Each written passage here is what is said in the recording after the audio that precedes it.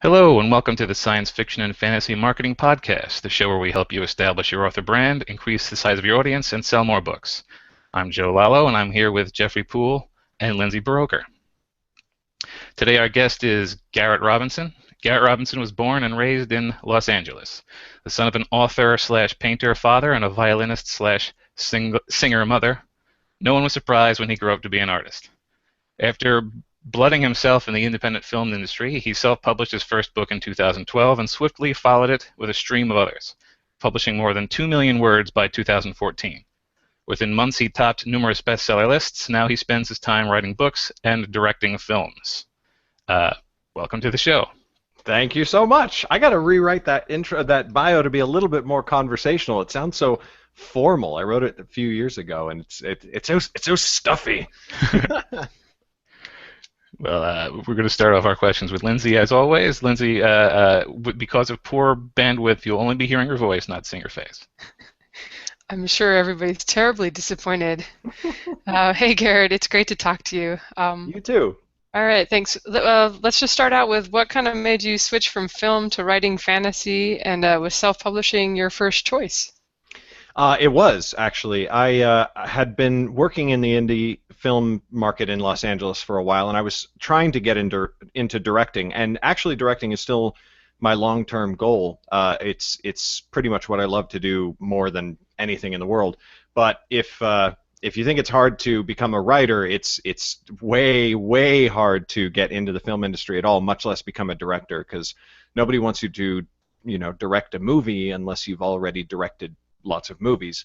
So a friend of mine told me that I should take the scripts that I'd been writing for a while and that I should turn them into books. And that sounded like a terrible idea to me, because I was thinking with traditional publishing, and I'd been working so hard to get into film that the idea of trying to build relationships and break into a whole nother traditional industry just seemed like the longest and most painful thing ever.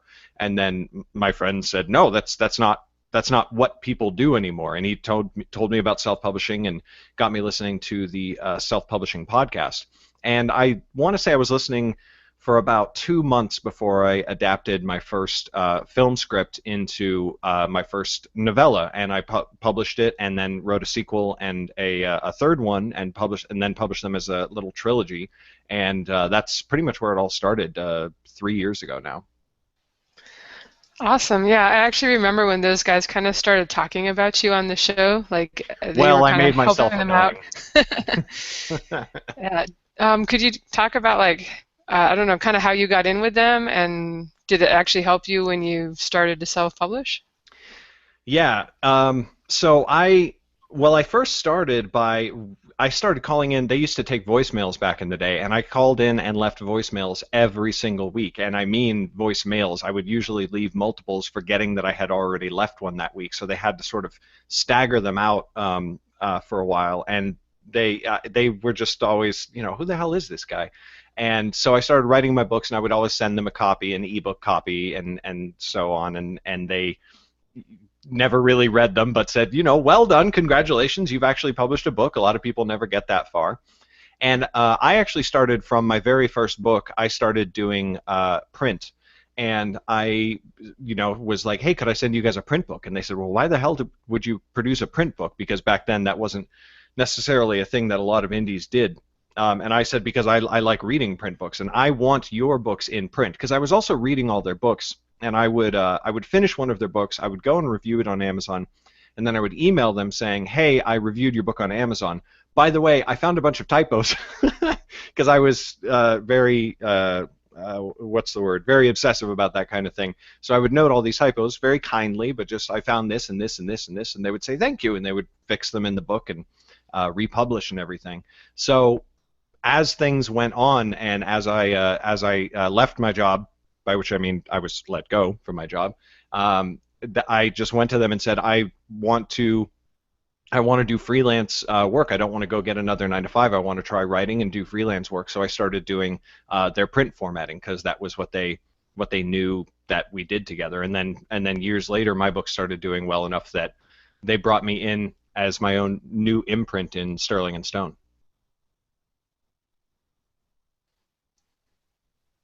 Lindsay's just coming back on, so give her a moment. We lost her right in the middle there. Sorry, I didn't notice until the end. That's all right. I assume that your answer was absolutely fabulous, and maybe later when I listen to the show, I can hear it. All right, I'm back now. I'm trying my phone to watch my wireless hotspot on my phone, so we'll see get a $200 cell phone bill at the end of the month. But okay, my next question is, I said the last one is excellent, was that in your intro, I think you mentioned that you'd written and already published 2 million words. So Yeah. how did you kind of jump onto the scene just so prolifically and so quickly and really get going? Well, I mean, I can write fast, and I will say that I used to have a much more lax policy towards editing than I do now. I'm a little bit more careful with my books. I take more care with them. A lot of my early work, I've had to go back and revise, and I actually kind of want to go do maybe another edition at some point. But yeah, I put out 3 trilogies in the course of a few. Sorry, 3 novellas, a trilogy of novellas in the course of a few weeks. Then I put out 2 more novellas back to back, just a couple of weeks apart. And then I wrote a serial where I was publishing about 15 to 20,000 words a week for 6 weeks in a row. Then I started a fantasy serial and released like 20,000 word episodes every single week for. Gosh, how long was that going? That was going for a few months, and then every couple of months we would release, because that was written with a co-author, we would release a special like mega-sized episode that was about 80 to 100,000 words. So it was really closer to like a full-size book, even though it was just another episode in the fantasy serial. And then it was after that when I sort of slowed down and said, okay, I want to take a book and I want to take months to write it. I want to really take my time with it and do many, many, many drafts and do that sort of thing. So since then, I've been a little bit more methodical. But right now, I am taking a book from concept to complete into the editors in about 3 or 4 weeks is what I'm doing right now. Gosh, you're kind of slow, but I know. I got to increase my productivity. It's terrible. Did you start with the serials because the self-publishing podcast guys were doing that, or is that something you were always interested in? Nope. That was my entire career path for my first 3 years was, what are they doing on self-publishing podcast? Okay, do that. And it was actually it was kind of when I decided to, because they had their team, right, and they had their company. And that's why that worked for them and why it still works for them, because they still do things that they write in serialized form, even though they don't release it as a serial anymore. And they that works for them because of their whole company and their whole team. And even though now I am actually part of Sterling and Stone, it's not. I had to find out the thing that actually worked for me. And the current Underrealm books is when I sort of changed and started going off and forging my own way. Like, for example, I used to genre hop, which they used to do all the time as well. I just no longer do that. I am a fantasy author. That is what I write, and I don't tell people that I write anything else, because why bother? Like, there's no integration. There's no reason that they would go read anything else of mine and then find my fantasy, which is what I really want them to be reading anyway. Yeah, I was actually going to ask you about that, because it kind of looked like you started out with some different genre stuff, and then you've been pretty focused on the fantasy maybe for the last year and a half or so. Did you have any success with the early serials and stuff, or is it kind of since you started and focused on the fantasy that things have gone well? No, not really any success. I mean, I sold some books. I had certain months that were okay, but I never ever had a single month that paid my bills before the fantasy. And even then, when I did actually finally start with my current Underrealm books, I was working on those for about a year before they became my income. Like up until September of last year, I was still doing freelance work and still doing formatting for other people and editing for other people. And now I no longer need to do that, and I actually have employees, and which is kind of cool. But it wasn't.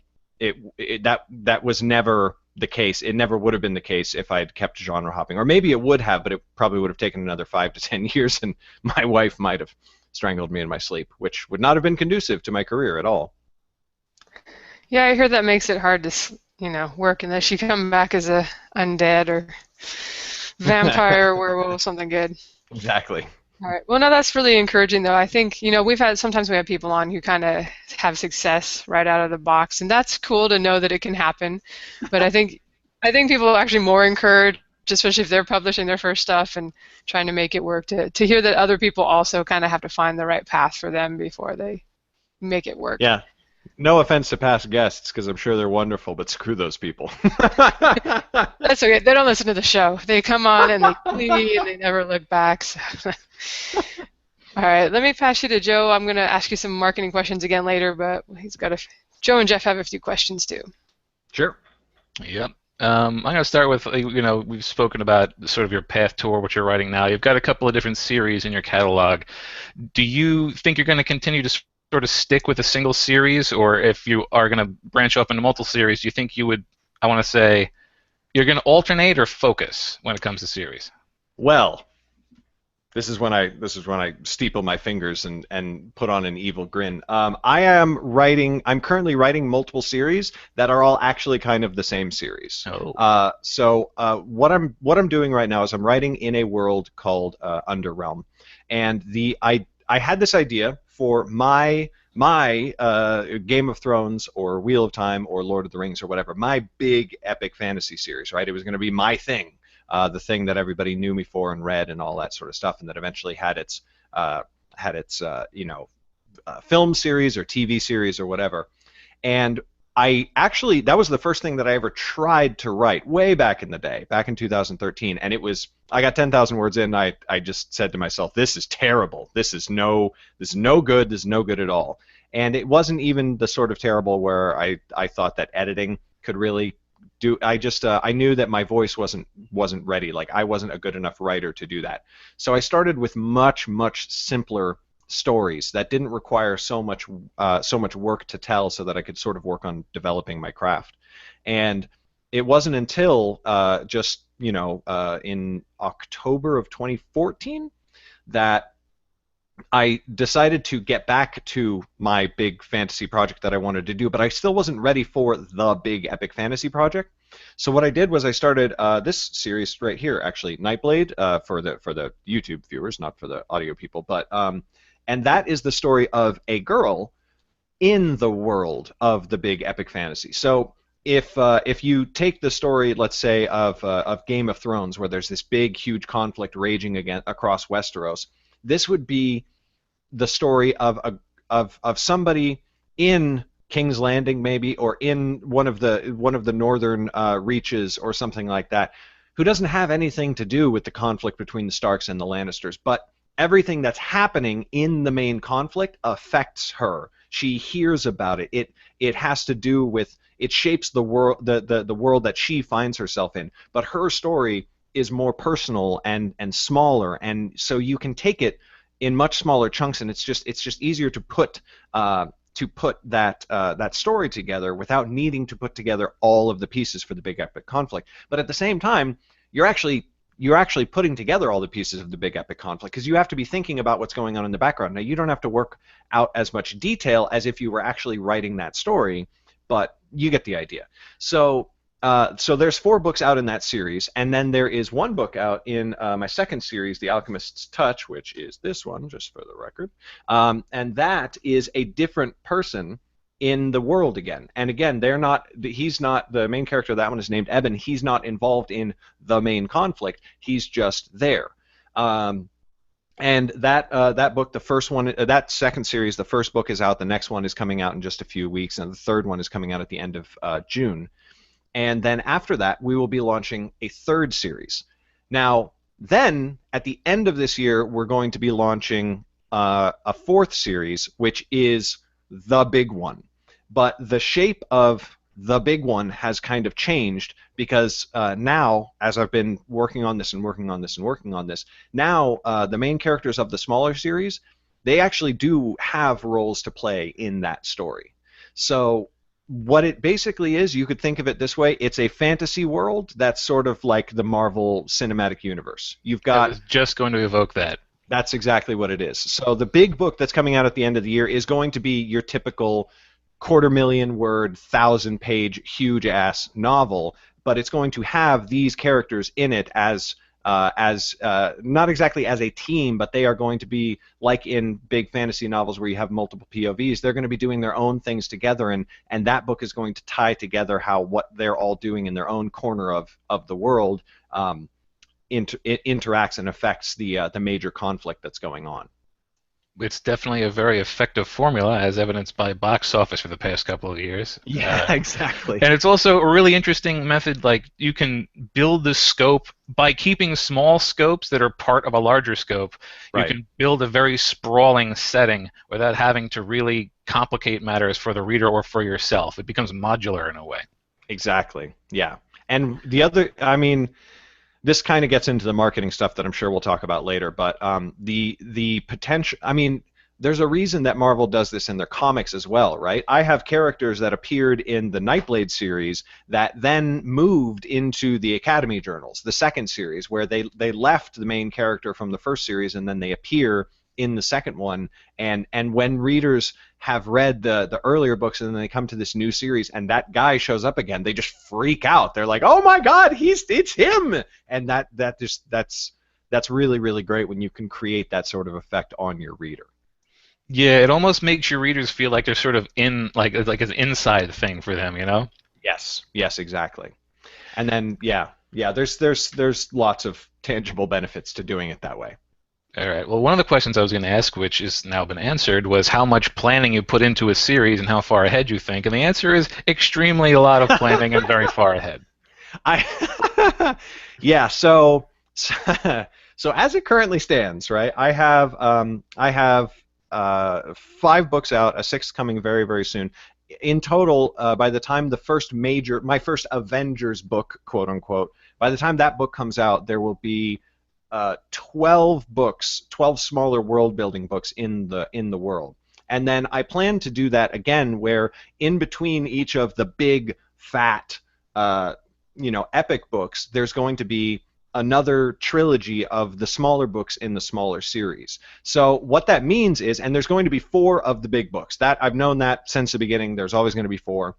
So what that means is that there's going to be, by the end of the entire story, there's going to be 50 total books in the world, and I have actually a big fat document with what they all are, where they all happen, and major points that happen in each one. So there's a lot of planning, and then sometimes I work with Sean. He's helping me sort of develop and hone a lot of my story ideas, and every once in a while I'll text him and I'll say, I have just thought of a plot point that will occur in 2021, like in a book that's going to come out 5 years from now. So it's a lot of fun. I like doing it this way.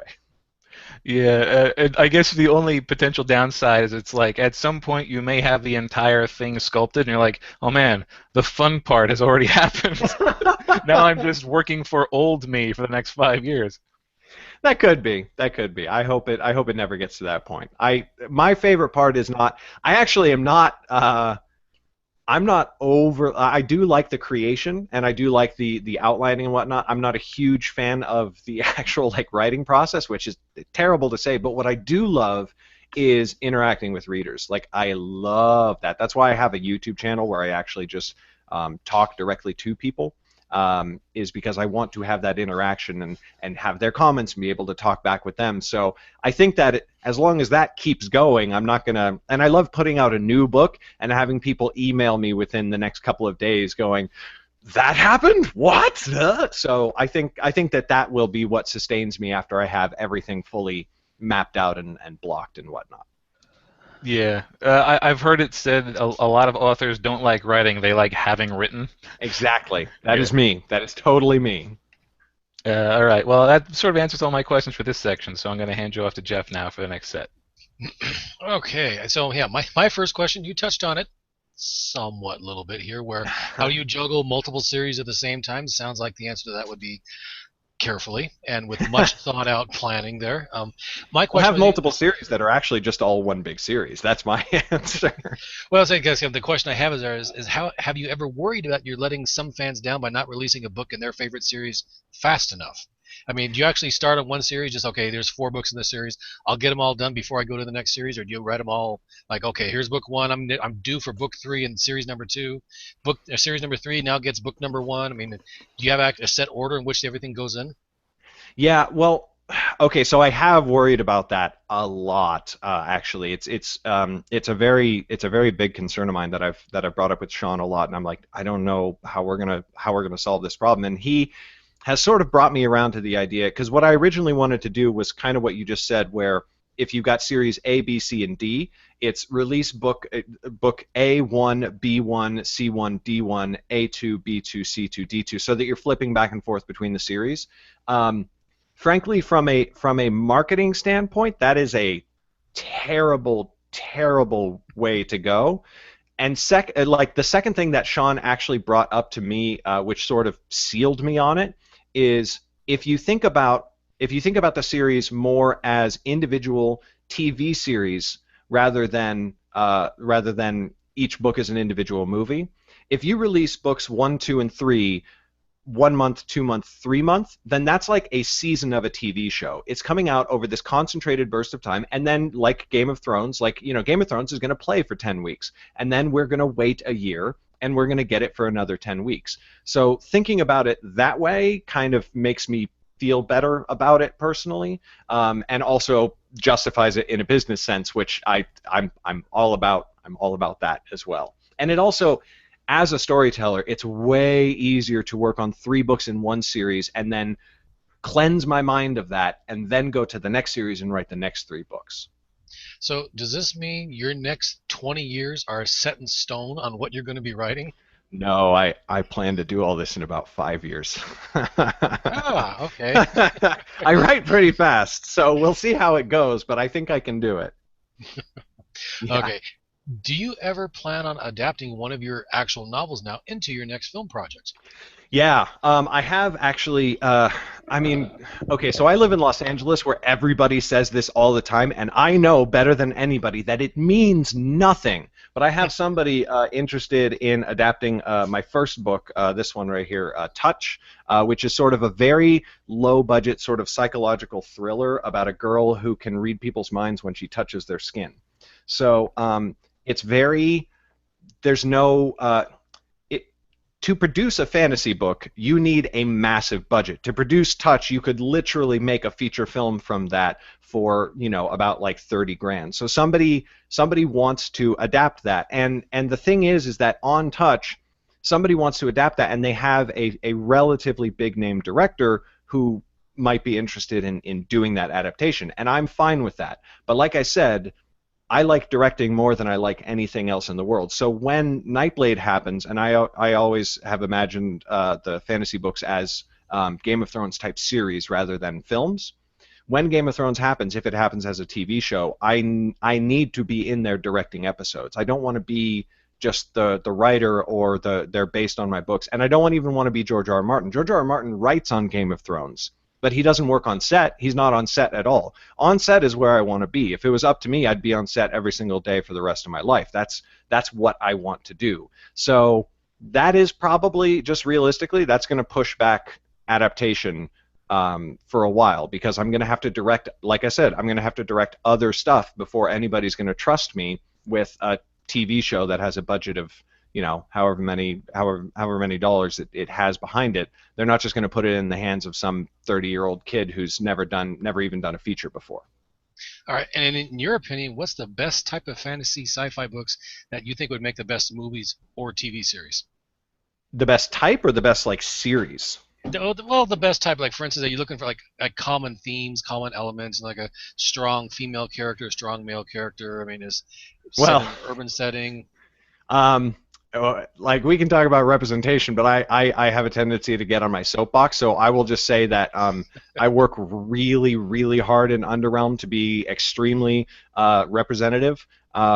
So that's super important to me. That's another reason why I'd never want to put it in somebody else's hands, because Game of Thrones is a really well-produced show, that does not treat women very well, and I don't like that. So I just would want to make sure that it wasn't something that happened. But in terms of things that are good for adaptation, I think it's going to be a little bit of a while before we see this proven true in the market, and I actually hope that the Underrealm books, when they do get adapted, do become a factor in proving it in the market. But I think people are oversaturated with grimdark.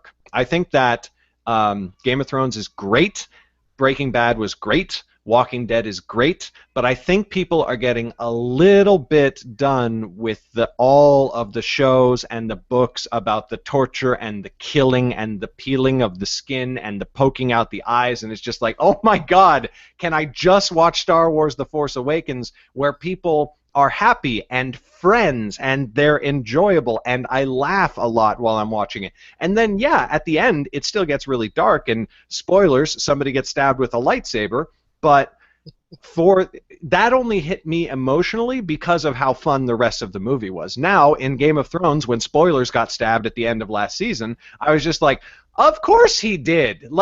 There's no surprise anymore because everything is terrible all the time. So I think that I hope that the film and TV industry starts getting away from grimdark and doing a little bit more hopeful and fun. I just don't want to be so depressed by my TV all the time.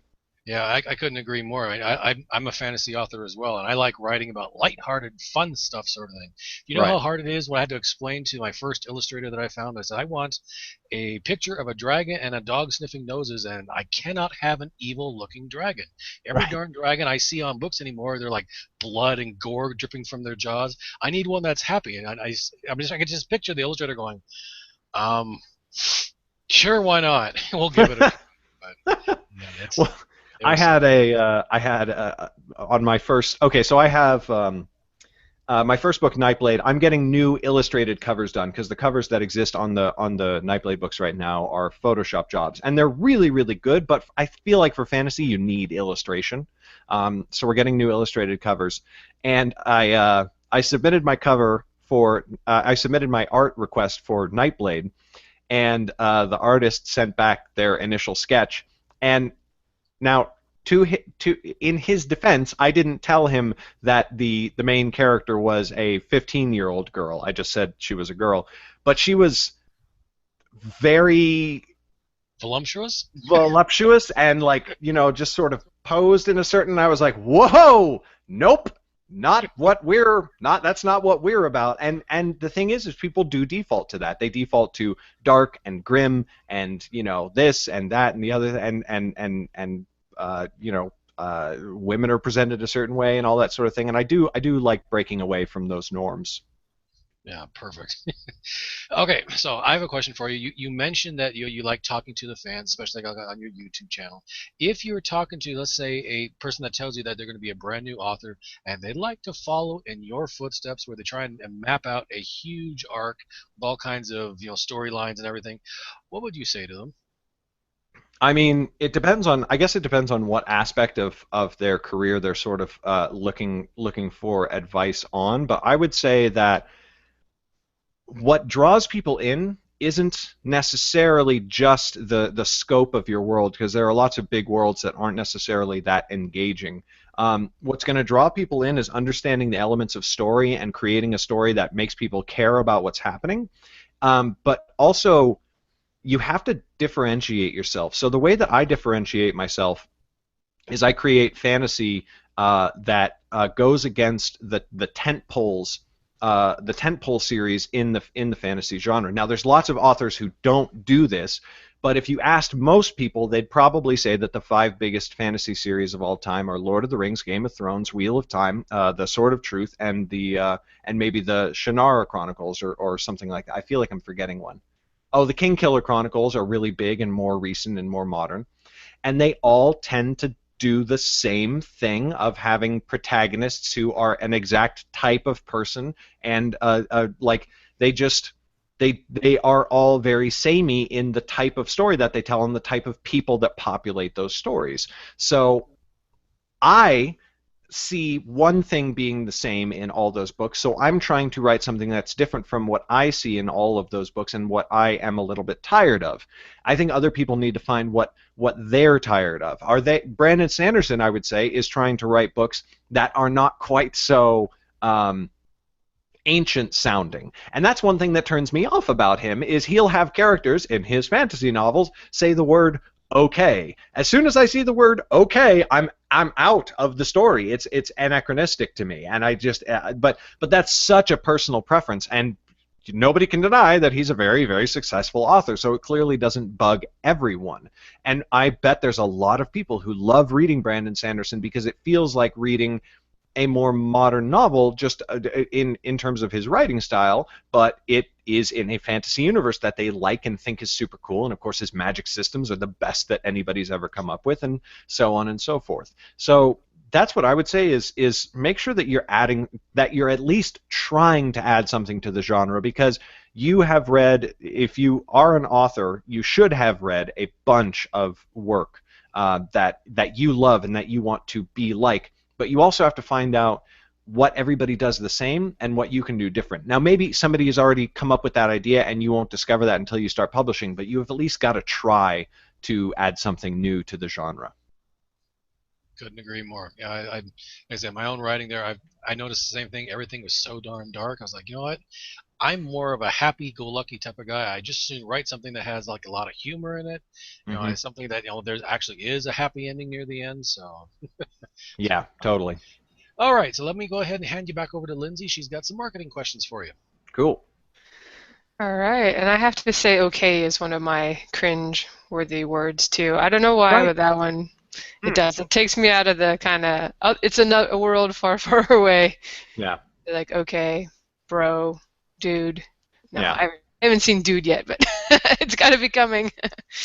No, it's definitely, and again, it's totally a personal preference thing, but I am very adamant about my preference. All right, well, you kind of talked about how you started with the series and genre hopped a little bit. So did you kind of have, when you started the epic fantasy, did you have good luck from the beginning, or has there been like a point along the way that was kind of your breakout moment? Well, when I first started with epic fantasy, wasn't actually with the Underrealm books. I was writing a series called the Realm Keeper series with my co-author Z.C. Bolger, who's actually the guy who I mentioned before, who said you should turn your scripts into books, and convinced me to start self-publishing in the first place. We're still working on the Realm Keeper series. It's just he's not really doing writing right now, so it's been on hiatus for a little bit until we can sit down together. He's setting up a business that he's doing, and I'm working on my Underrealm book. So at one point we are going to sit down and we're going to continue on that series. But we put out 2 big fat fantasy novels in that series. That was the serialized fantasy that I talked about before, and they were released as episodes and then compiled into these big 250,000 word tomes, like people like from their fantasy, and I do as well. And those books were the most successful books I'd had up to that point. So before that, I'd written a sort of psychological thriller, a zombie, a comedy, and a more like typical like international assassin thriller. And then I started writing those Realm Keepers books, which were fantasy. And it was like they're basically like contemporary mixed with fantasy, because they're about kids in our world who travel to a fantasy universe every time they go to sleep. So they did say okay, but that's because they exist in 2016 Earth, or 2014 Earth was when we were writing them. But so those books started doing really well, and most importantly, to me anyway, I've always been a fantasy guy, and I knew that I was a fantasy guy. But once I started writing those books was when I just realized, oh my God, this is what I need to keep doing. Because yeah, they were more financially successful, but like I said, they still weren't paying the bills or anything like that. But it was for me, this is exactly what I want to do. I want to tell stories about knights and armor and magical creatures and magic itself and other worlds and all that sort of thing. And so sticking with that because of what it did for me personally then led to last year, and my breakout moment was just getting the first 3 Nightblade books done and having a box set. And once I had a box set, I started driving traffic to my email list, and I started growing my email list. And then after that, I was able to get a BookBub, and it all started snowballing. And again, it's one of those things where you're just not going to make that much money with your first book, but if you have 3 or 4 books out, you can much more easily turn that into success as an author. Yeah, definitely. And it looks like you've got pretty good covers too. They're, I would say, very good covers. Did you say they were just Photoshop or? Yeah, the existing ones are Photoshopped. We have a few illustrated covers for future books that are coming out this year, and at some point we have what do we have? 2 more new covers that the artist has to do, and then as soon as those are done, he's going to go back and draw all of the back catalog, right? So that's going to be, he's going to have 9 books to do at that point, and then they'll all be fully illustrated, and pretty much exactly every illustrated cover that he's done so far is just exactly what I want, and it's totally. I'm always thinking about things as well, like I'm going to start doing conventions this year. Not sure exactly when or where, probably in Oregon, because I'm moving up there very soon. Maybe in LA. But I am thinking when I'm designing my covers and designing the characters that go on the covers, I'm designing characters that people are gonna cosplay at conventions. Like that's actually a thing that's in the back of my mind, is how is this what's going to be distinctive about this costume that somebody can replicate in their own like with their own materials and show up to a convention dressed like Lauren or Eben or Mag or Alburn or whoever's on the cover of that book. So yeah, covers are a big deal to me. I actually did my own original covers for the Nightblade books, and they're good, like for your typical author who sits down with Photoshop and not really that much knowledge about how to design a cover, because I basically just ripped off other covers. I was like, actually what I ripped off, which you can see pretty easily if you hold them up next to each other. Again, this is only for the YouTube people. I'm sorry for people on the audio feed, but do you see any resemblance in the general design philosophy of these 2 covers? Because say what you will about the Twilight covers, say what you will about the Twilight books, the covers are gorgeous.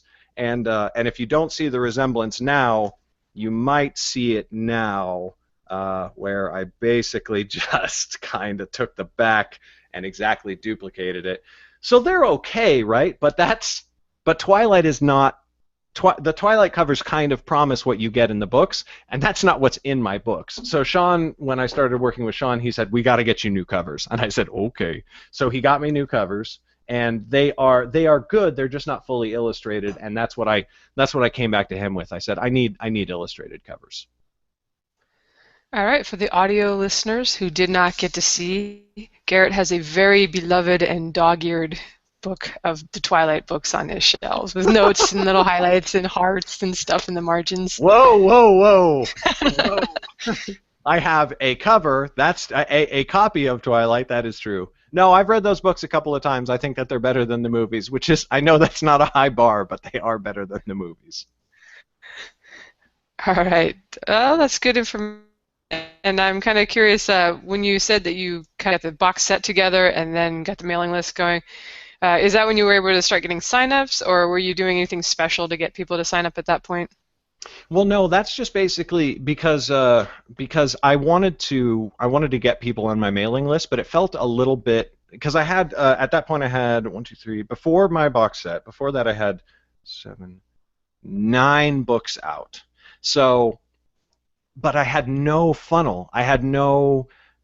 Like, what were they supposed to do? Were they supposed to go in and get my first book, the psychological thriller, and then after that, what was I supposed to funnel them to? My literary novel about an indie rock band in Los Angeles, my teen, young adult fantasy about teenagers who travel to a fantasy realm every time they go to sleep. Like, there was no funnel. So once I got the box set, I was able to create a funnel, which was sign up and get Nightblade for free, which is still the funnel, and then get Nightblade for free, and then they join the email list, they get Nightblade, and then a couple of days later they get an email that says, hey, if you go review Nightblade on Amazon, I'll also give you Mystic for free. and then after that, it takes them through the rest of the series of books. That's what my autoresponder does. Is it teaches them the chronological order, the correct order to read the books in. And after Mystic, they pay for the rest of them. But it's when you've only got 2 books, it's really, really hard to have that autoresponder, because it doesn't do very much for you unless you're producing at such a rapid pace that you can promise them when the next book is coming out. And I just wasn't there before my box set happened. Yeah, everything becomes a little easier if you've got a series and it's all in the same genre. Yeah. I love writing in the different genres of sci-fi and fantasy too. And I found that even with like going urban fantasy and epic fantasy, that can be a jump for some people. You know, Yeah. they don't want to go contemporary, or they don't want to go made-up world. Yeah, I don't like urban fantasy. Like I reckon it's not that I think it's bad. It's not what I read. I read epic fantasy and I read sci-fi, and mostly space opera sci-fi. I don't like most contemporary on-Earth sci-fi. I want to read things like Ender's Game and the Lensman Chronicles, which are, God, they're so 30s or 40s or whenever they were written, but they're really good too. I like that kind of stuff. Yeah, I think the problem with urban fantasy is that they say okay a lot. So obviously that's the problem. That's exactly it. Okay. I know from I think I heard you on Simon's show that you've done BookBub a couple times. Have you? I'm sure that went well. Have you been doing anything else to like Facebook advertising or anything to try to keep the sales going, like in between when you can get the BookBubs? Well, I was doing Facebook advertising to sell my box set for a long time, and I always got an ROI on it, like 50% or something like that. Nothing too crazy. None of these people that get like 500 to 700% ROI. If I had gotten those results, I would still be doing it. So 50 to 60% ROI is good, but it required a lot of work, so much work, and eventually what I realized was, that's actually kind of dumb, because I'm selling them something and I'm not building any kind of relationship with them. Maybe that's going to be worth it in the future, especially if I can hire somebody who I can pay that person $100 a day, and they can spend $200 on marketing a day and get $100 back, get $300 back, so that I'm making that money back. Then sure, that's fine, and I'll do that all day, because it's just more books in more people's hands and more people in the funnel. But what I'm doing right now is I'm spending all my marketing dollars on getting email list signups, and it's all Facebook marketing, and it's getting really, really qualified people. I'm running my own ads, and I'm also participating in Author Book Funnel, which is authorbookfunnel.com. A guy named Johnny Andrews runs that site. He's great. I happen to just really like him as a guy. We've never met until I started using his service.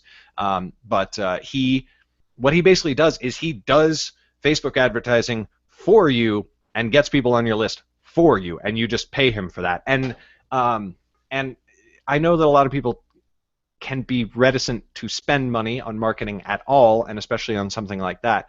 But the thing is that I get conversions onto my email list for a really, really good price, and he gets them like even more qualified people who are even more interested in my books for less than half of what I pay. So it's just so worth it to use him, and so that's what's really important to me, is having people on my list, because I care a lot about my list, and I spend a lot of time on my emails and trying to think up cool things to tell people, not just when the next book is coming. Just today, actually, I sent them a whole email that was a little essay on there's one of the kingdoms in the Underrealm books, and it's mentioned, and people go there and everything. And I said, you've read the book. If you've read the books, you've read about this kingdom. Here's where it comes from, and I showed them the places that I walk on every single day. I go walking out in the canyons of just outside of Sunland, and that's the kingdom to me. That is the dry, rolling desert hills with scrub brushes clinging everywhere. And I showed them lots of pictures of places that I stand on my walk, and these like views and vistas and all that sort of thing. And so I work really hard to actually do, people say you're supposed to build a relationship with your list. Well, that's what I work really, really hard to do. And so the if you want to think about it in business terms, the ROI there is so much better because you're going to get somebody on your list who's probably going to stick around forever. Even if they just do my autoresponder and they only buy 2 books, that's more than I would get if I got them if I did a Facebook ad that sold them a copy of the box set. You know what I mean? So that's what I'm focusing all my efforts on right now, is just grow that list as big as I possibly can. And we have a few thousand people on it right now, and we want to hit some higher numbers than that by the end of the year. Awesome. Yeah, that makes a lot of sense. And you said it's authorbookfunnel.com? Yes, no, sorry. BookFunnel is a different service that I also use. Looking it up there. I'm very sorry. Author Platform Rocket. Author Platform Rocket is the one where Johnny Andrews does your Facebook ads for you. And he's, like I said, he's a great guy, and his service is producing really, really good results. Cannot recommend him highly enough. All right, cool. I hadn't heard of that before. I'll put the link in the show notes. We're episode 79 for anyone listening that wants to check out later. Awesome. Assuming he's taking on more clients. I hope so, because otherwise I'm going to feel like a total jerk for telling everyone about it. All right. Well, Kim, you kind of talked about doing the video and stuff. I'm curious. I actually checked out your site where it was like you're vlogging. Is that the way to say that? Yes. You're live writing your current novel. Is that for marketing or just for fun, or a little of both? A little of both. It actually has like 3 purposes. So I have my own personal YouTube channel, which is a more typical YouTube channel. It's 4-minute videos, and it's just me talking at the camera and being like, here's what I'm doing today, or here's what I think about salmon, or whatever it is. And then my vlog and novel YouTube channel is my live writing, like you said. And I share my screen when I do that. People can watch me write. They can watch the words go down in the book. They can watch the whole outlining process, the first draft, the editing. It's all there on live video. And that's for a few different reasons. One, writers tune in to learn craft, which is cool. But I'm not actually that much of an educator, which is why I don't have a podcast anymore, and I don't plan to start another nonfiction podcast. It doesn't do that much for me, which is why I'm really, really grateful that guys like you exist and guys like the Self-Publishing Podcast exist, because it never clicked with me the way that other things did. But that is a thing that I can do, that I can teach other people how I work, and that's cool. The other reason is that it keeps me accountable, because I have viewers who are expecting to see me there every day, and I actually have one viewer who I actually have a sort of business arrangement with, where if I don't show up on time and if I don't do a minimum number of hours per day, I have to send them money. This is an actual thing, and every once or twice a week I actually have to send them money because I missed my stream times or something. And also, when I'm working, because I'm sharing my entire computer screen, I don't go on Facebook or Twitter. I don't fuck around, because I have to. They're watching everything. If I don't write, they see it. So it's for multiple reasons that I do it, and also I really do like the people that hang out there with me. There's certain people that are there basically every day, and it's really, really awesome to just be able to hang out with and talk to them. Wow, that's kind of crazy that people actually... Do you talk while you do it, or is it just you typing? I do, but it is also crazy. And most people who come in, they say that their favorite thing is just to listen to the typing, that it's soothing, like white noise or rain noisemakers in the background. And I'm like, whatever works for you, I guess. Yeah. The other reason, actually, I was gonna say this before. The other reason that I started Vlog a Novel was I had the thought of doing it. And then I thought about what if that existed. And I'm not saying I'm ever going to get this big, because I highly doubt that I ever will. I don't think that the culture of the huge culture-changing hit, I think that phenomenon is fading out of human society. But if you could go back and you could watch Vlog a Novel as J.R.R. Tolkien wrote The Lord of the Rings, wouldn't you watch the crap out of that? I would have watched the entire thing multiple times by now. So if that's something that somebody at some point in the future wants to go back and watch the entire world of Underrealm be created, it's all there. I started it with Nightblade, and I'm going to keep going probably for the rest of my author career. So if somebody becomes that big a fan of the series, they can literally go watch the entire thing come together.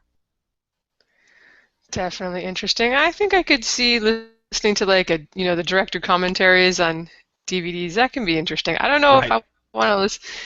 I don't know. Maybe somewhere people are meditating to the sound of your typing. They've got their little room going. It's tip, tip, tap, tap, tap. Could be.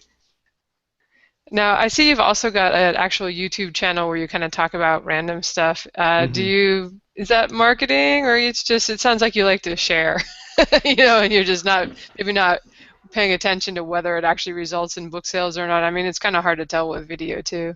Well, now I know that it results in book sales because when I release a book, I always say, I have a new book, and I show them the physical book, which is another reason that authors should have physical books. You want to have a physical thing that you can show people that they will want to put in their hands. But anyway, I show it on the thing, and then I have a link in the description. And my YouTube channel sales,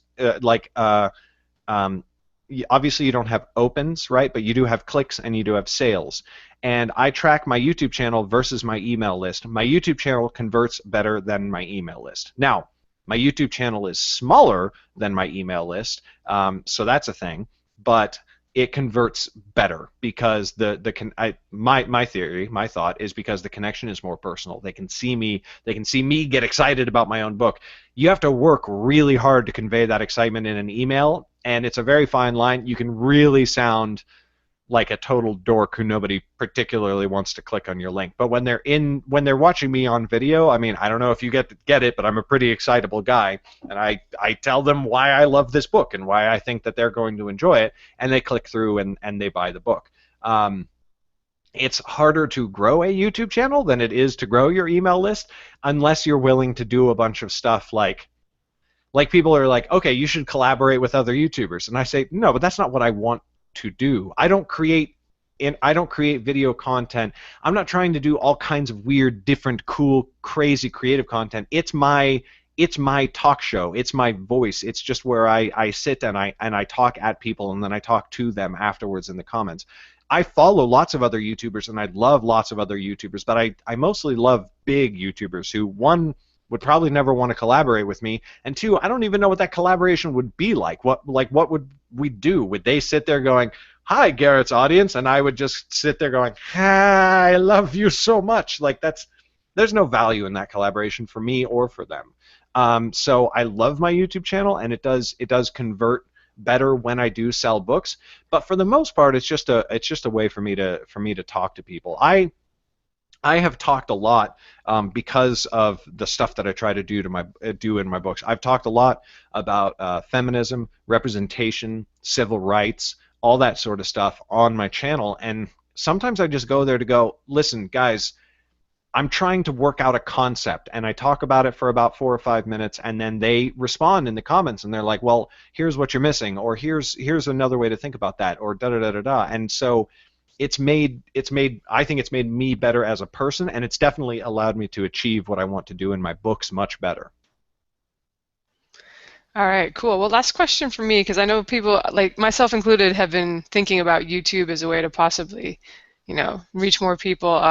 What kind of videos are you able to tell, like, which of your videos result in more engagement, more people clicking the link, or any recommendations to other authors that may want to? I mean, do you review other books or anything like that, or is it just all Sometimes just you chatting? do. Yeah, I reviewed. So I reviewed Chuck Wendig's Aftermath. Where is it? Anyway, I reviewed Chuck Wendig's Aftermath on my channel, but I reviewed that for a very specific reason, because you guys know about Aftermath and you know about the controversy surrounding. I say the controversy with air quotes surrounding it. I haven't read it, but I did see all the 1-star reviews, like, who put these gay characters in my Star Wars universe? Exactly. So I made a review about how freaking ridiculous that is, and I won't do a whole nother video presentation about it here, but it is the most ridiculous criticism. If you read the book, it's the most ridiculous criticism that you've ever heard in your life for multiple reasons. But so I do review other people's books. Unfortunately, it is a very, very, very sad fact that the videos of mine that have gotten the most views are A, political, and B, are videos about feminism that have or civil rights, the modern Civil Rights Act in America, that have most of the views are are haters, are trolls, are people who are not there watching the video going, yeah, I agree, and I like this guy. They're people going, they're the other kind of person, and I get on those videos, I get comments every single day to this day. Some of those videos are years old, and I still get comments every single day about me and how ugly I am, the simian ancestry that they do not doubt I have, and also my teeth. Get a lot of comments on my teeth, which is quite hilarious. Also, a lot of comments about sexual prowess, and these people never Google to find out that I have a wife and 3 kids. So like, I'm really not worried about that side of life.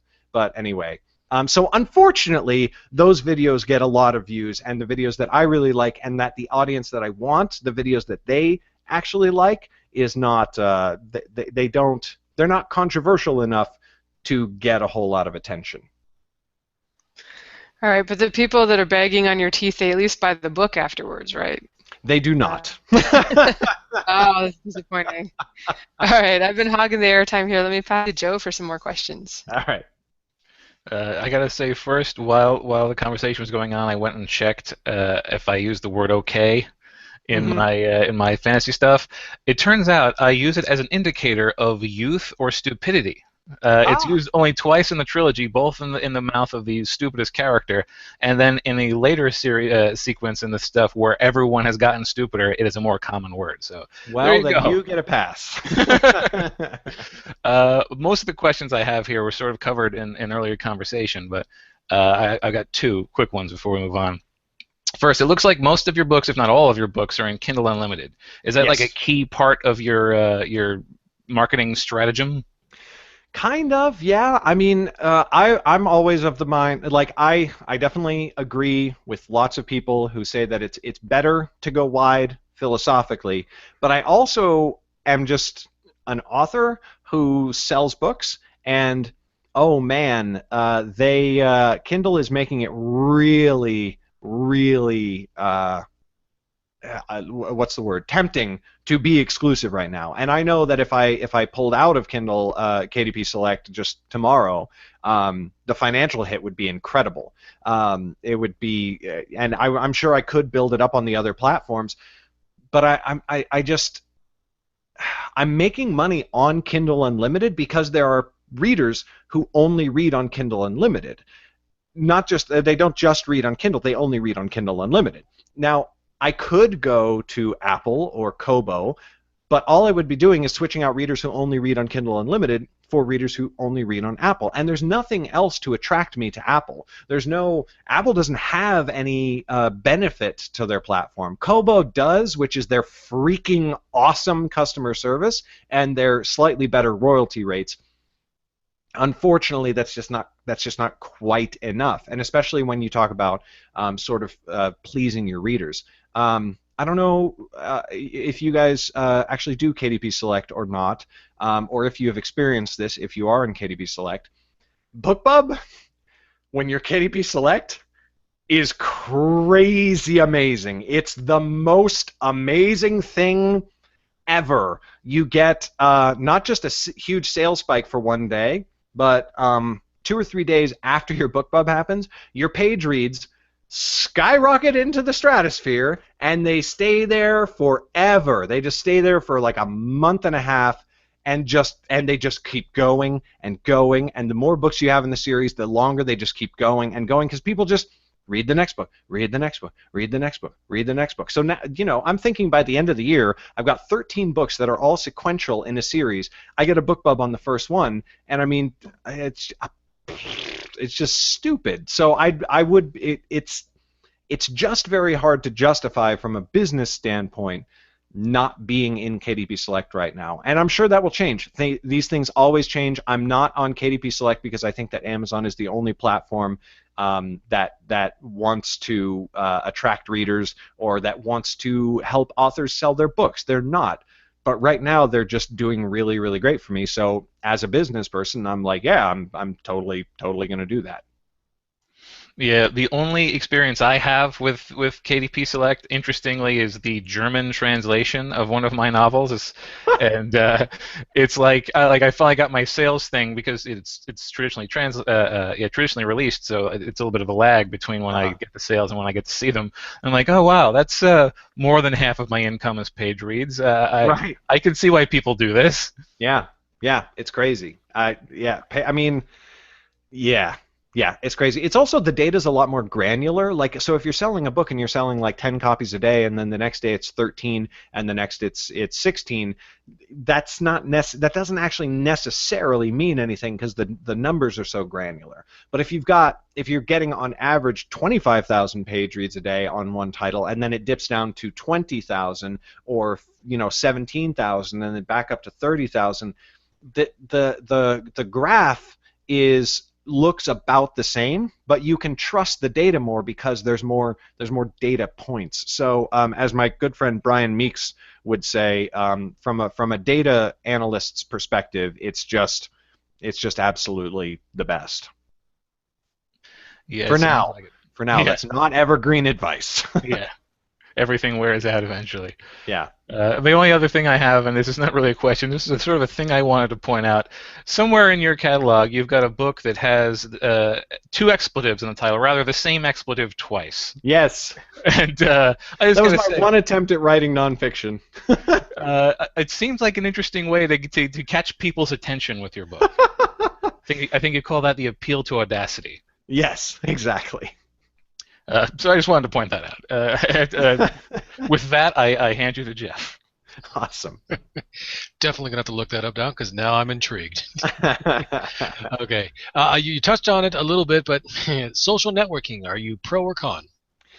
I kind of am. I don't actually use Facebook personally, but I'm very active on my Facebook page. I mean, I say very active. I advertise there. I have a very active Facebook page. I post there a lot, at least every single day, sometimes multiple times a day. I really, I think it's cool if people like hanging out on Facebook. I just don't particularly like it as a personal, like me as a person. I am a much bigger fan of Tumblr. That's my social media website of choice. It's just really cool. It's kind of a mix between a social network and a blogging platform. So you can just do really interesting creative things on there, and you see lots of interesting creative things happening, and there's lots of art, so it's always very aesthetic if you follow the right people and the right blogs and all that sort of thing. So I'm all about it, and I am on Twitter. I don't use Twitter proactively. Twitter is just, I have found most people who want to reach me try to reach me on Twitter first. That's like, they almost use it as like a messaging app, where I'm totally fine with people just sending me an email if they want to, but they usually try Twitter first. I guess they think that authors don't answer their emails. So that's generally how I communicate to people who want to reach out to me. Tumblr is where I hang out with people more, and Facebook is sort of a place that I interact with my fans a lot. On your Facebook, when you said you typically put at least one post per day, is it about your books, about your writing, or is it just like weird random thoughts? It's all kinds of weird stuff. I mean, I actually have it up on my... No, I don't anymore, do I? I have... So I kind of guessed the answer to this, but I thought I knew it, but I wanted you to confirm it. Yeah, it's kind of all over the place. I have one thing going on right now. Okay, this is a ninja tip that people can use if they want to. So I have a Facebook consultant, and he said, "Do you want to try something ninja on your Facebook page?" And I said, "Well, when you put it like that, how can I possibly say no?" So he said, "Do you have controversial opinions on anything?" And like I said about my YouTube channel before, I have opinions so controversial that they still generate hateful comments every single day 2 years later. So I told him I'm pretty big on the on quote unquote the feminism. And he said, have you ever written a blog post about it? And I said, yeah. And the blog post is called "The Fantasy Genre Hates Women." He said, oh my God, that's perfect. So it's a blog post on Medium about how about the things that we were talking about before, where fantasy series tend to do the same thing, where they have a guy in the lead role and women are represented a certain way and whatnot. So I have that's a post that I shared on there that I actually drive paid promotion to, and it gets tons of hateful comments all the time. There's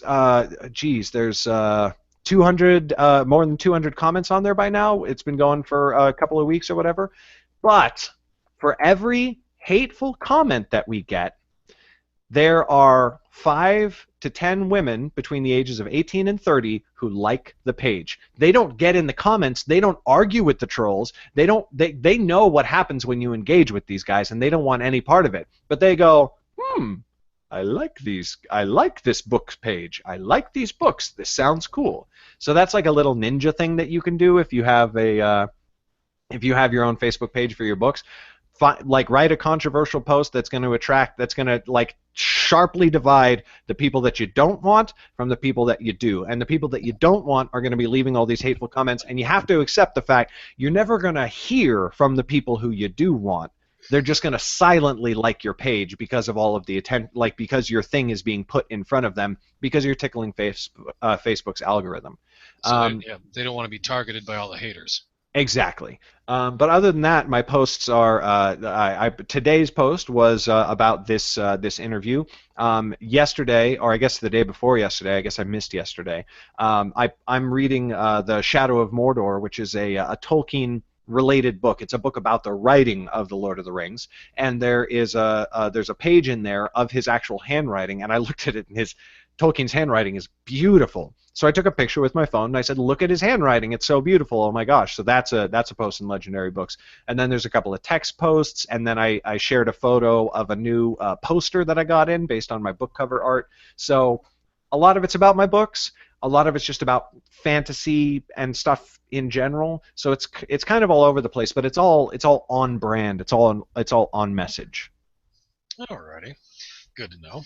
Yeah. Of all the different advertising you've done, have there been any surprises, be them good or bad? Like some have worked so amazingly well you can't believe it, and others is an absolute waste of money.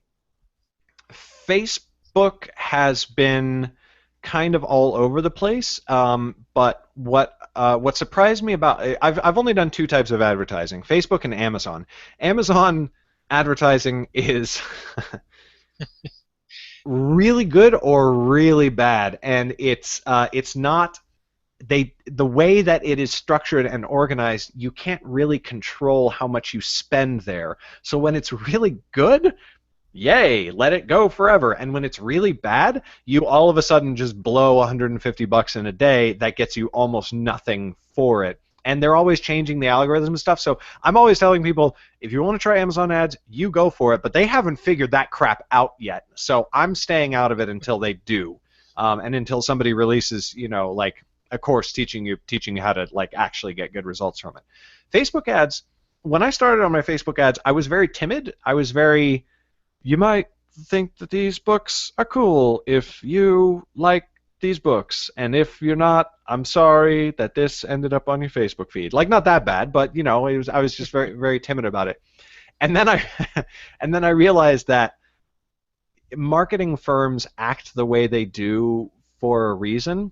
And so when I started getting bolder and bolder with my ads and with my headlines, and it got readers who read the books and loved them, and I never got any flack from it. So now I feel like my headlines are almost douchey, but they get really good. I publish an ad and I target Wheel of Time fans, and the headline is "Best Fantasy Series Since Wheel of Time?" ? I'm like, that feels douchey, but people go and they get the book and they read it, and they send me emails about how much they love it, and they say, "I found you from a Facebook ad." So I guess I'm just going to keep doing it. I don't know. Until somebody tells me, "Hey, I think you're being really douchey," I'm just going to keep pretending that I'm not.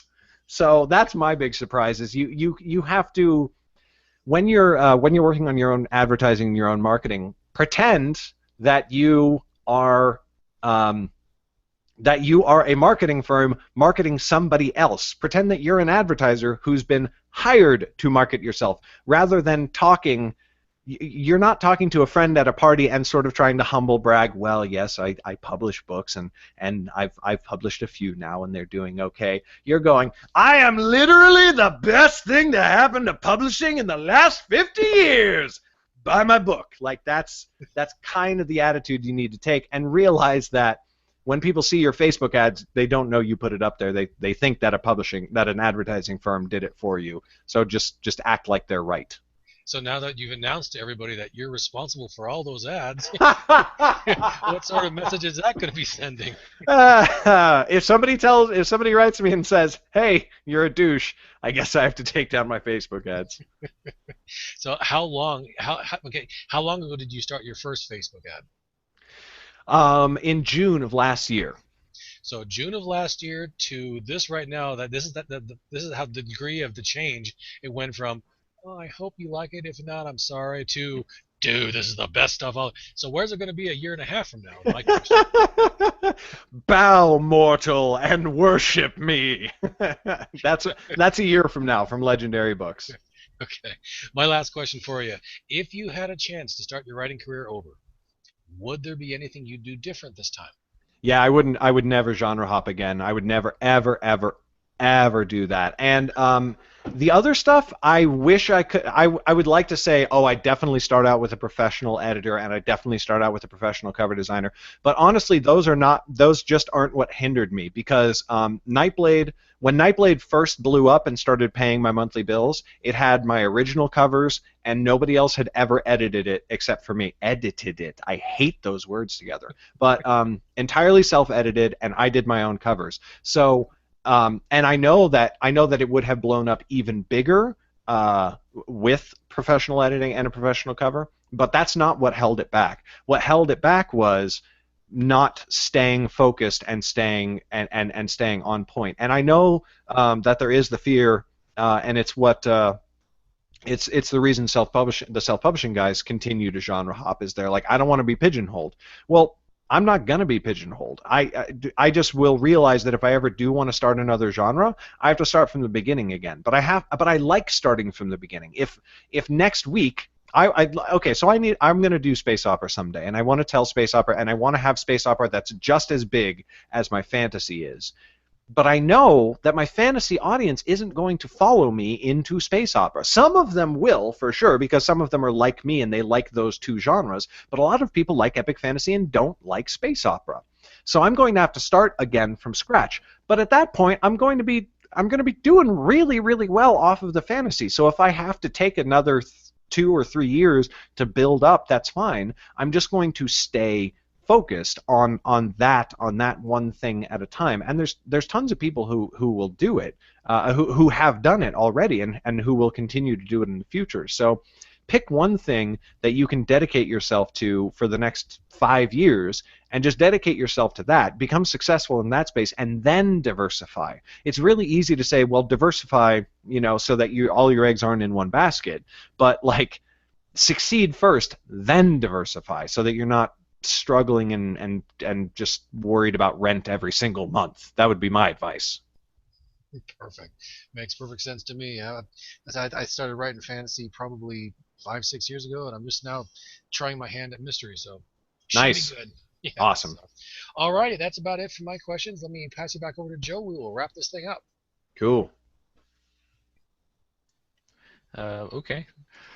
The reason it was okay is because usually it's Lindsay that wraps things up, but heck, I'll take the ball if it's tossed to me. We're going to say first, in closing, do you have any advice you'd like to share with other new authors? Yeah, I mean, it's that, and then also just make sure, I find the whole idea of thinking of your books, I know that the idea of writing 3 books before you publish one is disheartening, And I used to have the opinion, well, if I write 3 books and then I publish 3 right away and to build that momentum all at once, but then there's going to be a 6-month gap or an 8-month gap after that. Well, that's fine. Again, think of it like a TV series. You're going to publish a lot and generate a lot of attention and growth in a few months period, and then you're going to build up for your next season as a creator. Even if you're not writing serials, even if you're not writing a series, do write multiple books before you start trying to publish and do all that sort of thing. And then my other piece of advice, which is really hypocritical coming from me, but I kind of wish that I had done this, is stick with, if you have another career, stick with it for now, and stick with it and put aside every spare penny that you possibly can, and just start paying for things right off the bat. Like, if you can do it that way, you should. Pay for what you need most. If you really need editing, pay for that, and then pay for advertising. That's good advice. Yeah. All right. I was going to ask you real quick too, Garrett. We actually have a question from one of our watchers and listeners there, a guy by the name of David. He asked, and I quote, "When is Garrett and Zach going to write together again?" I wish we were doing it right now. We got together in November. We outlined the next book, but we're just not able to do it right now. Zach is building a business, and I'm hard at work on the Underrealm books. I want to get the next Realm Keepers book out this year, but no promises. Sorry. All right, well, there you have it. Before we close things up, where can people find you online, and which book should they check out? Yeah, so you can go to garrettbrobinson.com. That is my website, and right on my homepage, or on multiple other pages on that site, you can get Nightblade for free, and that's where you can start. That's where the whole adventure takes off, and some people kind of like it, so maybe you will too. I hear it's even better than the Robert Jordan books. I have heard that with a question mark attached to it. Oh, so, okay, the question mark. Even if it's not true, you can't blame anybody because they stuck a question mark at the end. All right. Should be compared to the Twilight books. Yeah, we saw the covers. Oh, boy. All right. Well, thanks for joining us tonight, Garrett. And for anyone listening, it's episode 79 at marketingsff.com. Thanks, everyone. All right. Thanks for all the info, Garrett. Nice to meet you. Nice to meet you guys, too. Bye, everyone. Bye-bye.